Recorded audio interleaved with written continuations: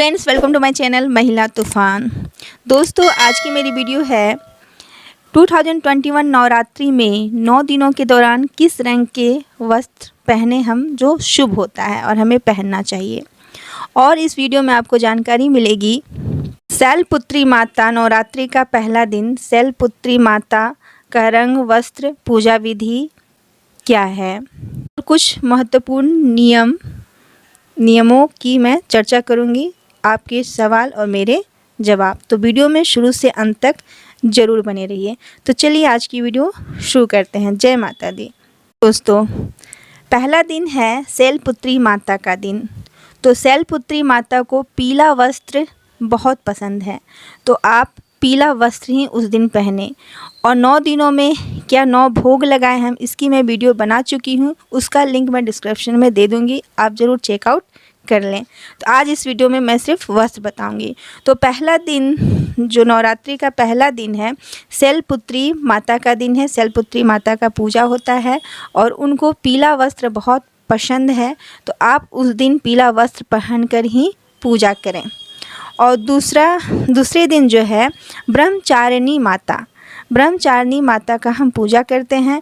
तो ब्रह्मचारिणी माता को हरा वस्त्र बहुत पसंद है, तो आप हरा वस्त्र ही पहने और हरे वस्त्र के साथ आप हरी चूड़ियाँ, हरी बिंदी अगर आपके पास है तो आप उसका भी सेवन जरूर करें, वो भी पहने से माता प्रसन्न होगी।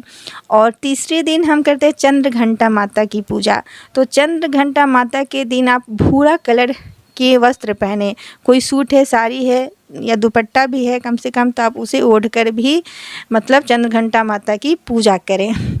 चौथे दिन हम पूजा करते हैं कुष्मांडा माता की। तो उन्हें नारंगी कलर बहुत पसंद है, तो उस दिन आप नारंगी कलर के वस्त्र पहनकर माता की पूजा करें।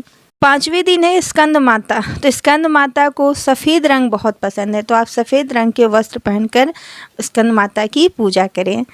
6ठा दिन है कात्यायनी माता। तो कात्यायनी माता को लाल वस्त्र बहुत पसंद है, तो आप लाल वस्त्र पहने और लाल पुष्प भी आप उस समय अड़हुल का लाल पुष्प भी माता को अर्पण कर सकती हैं, चढ़ा सकती हैं। और लाल प्रसाद, लाल लड्डू जो होता है वो भी, या लाल कलर का प्रसाद जो भी मिठाई, वो माता को आप चढ़ा सकती हैं।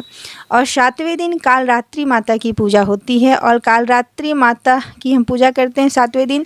तो कालरात्रि माता को नीला कलर बहुत पसंद है, तो उस दिन आप नीला कलर का वस्त्र पहन के कालरात्रि माता की पूजा करें। और एक चीज़ वर्जित है जो आप ज़रूर जान लें, काला वस्त्र नवरात्रि के दौरान आप कभी काला वस्त्र ना पहने और काला वस्त्र पहनकर पूजा पाठ बिल्कुल ना करें।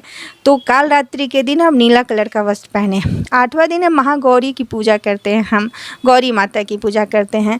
तो गौरी माता को गुलाबी कलर बहुत पसंद है, तो आप गुलाबी कलर का वस्त्र, सूट कुछ भी पहन के माता की पूजा करें, दुपट्टा ओढ़ के भी पूजा करें अगर उस तरह का वस्त्र गुलाबी नहीं है तो। और हो सके तो कमल का फूल भी आप माता को अर्पित करें, कोई भी गुलाबी कलर का फूल भी आप चढ़ा सकती हैं। और 9वां दिन, 9वीं के दिन है सिद्धिदात्री माता। तो सिद्धिदात्री की माता की पूजा हम बैंगनी कलर के वस्त्र पहन के हमें करने चाहिए, क्योंकि सिद्धिदात्री माता को बैंगनी कलर बहुत पसंद है। कुछ महत्वपूर्ण नियमों के बारे में बात करेंगे, आपके सवाल और मेरे जवाब।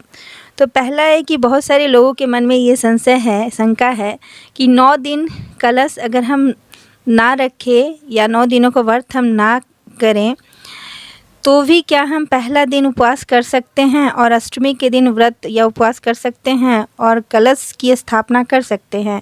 कहने का मतलब है कि 9 दिन का व्रत, नवरात्रि का जो व्रत है 9 दिन हम नहीं रखते हैं, लेकिन पहला दिन और अष्टमी के दिन हम उपवास और व्रत रखते हैं, तब भी क्या हम कलश की स्थापना कर सकते हैं? तो बिल्कुल आप कर सकते हैं, इसमें कोई भी संशय नहीं है, कोई डाउट नहीं है, क्योंकि पूजा जो है श्रद्धा सी होनी चाहिए। हमें किसी का देखा देखी नहीं करना चाहिए कि वे लोग 9 दिन व्रत रख रहे हैं तो हम भी करें।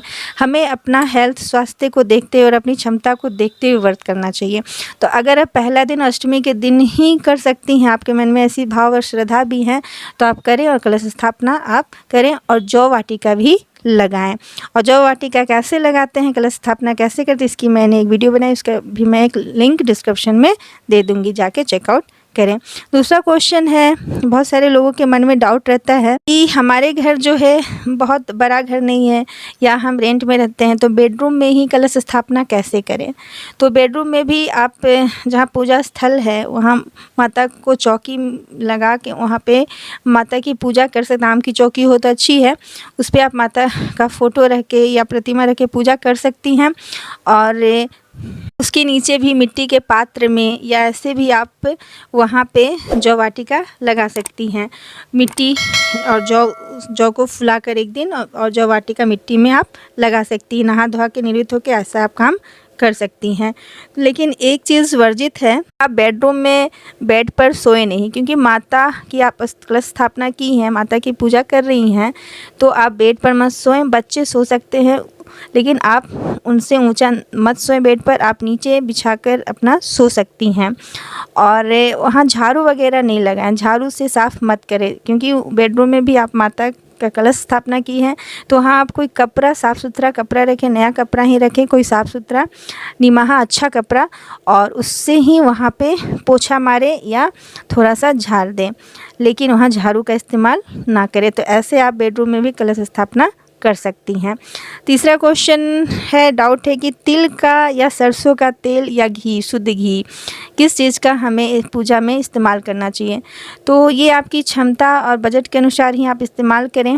अगर हो सके तो आप तिल या सरसों का अखंड ज्योति, जो लोग बहुत कोई जलाते हैं, अखंड ज्योति माँ का दिया जो हमेशा जलते रहता है 8 दिवसीय, अब इस बार तो 8 दिनों का है तो 8 दिन जलते ही रहेगा, और नहीं तो 9 दिनों का पड़ता है तो 9 दिन भी अखंड ज्योति जलता रहता है। तो उसमें तिल का तेल या सरसों का तेल अपने बजट के अनुसार इस्तेमाल कर लीजिए। लेकिन एक चीज़ बहुत ही अनिवार्य है, कंपलसरी है कि आरती आप सुबह शाम दिखाएं। कलश स्थापना किए हैं तो आरती आप सुबह शाम दिखाएं।